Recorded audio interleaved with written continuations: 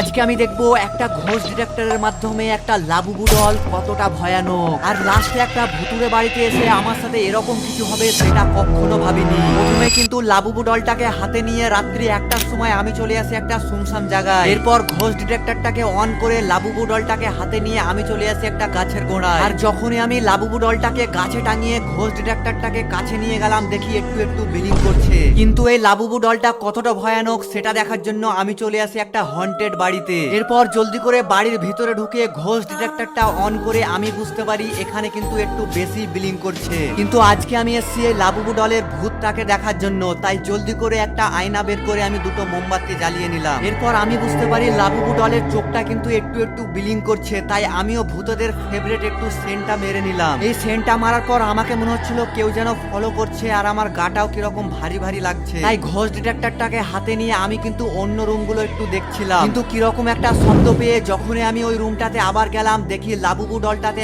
আগুন লেগে গেছে আর মোমবাতি গুলো কিন্তু নিচে পড়ে আছে। এই সব দৃশ্য দেখে আমি কিন্তু ভয়ে দৌড়াতে দৌড়াতে বাইরে চলে আসি। গাইস, তোমরা কিন্তু কমেন্টে আমাকে বলো সত্যিই কি লাবুবুটা হন্টেড, আর সাবস্ক্রাইব করো নেক্সট পার্ট দেখার জন্য।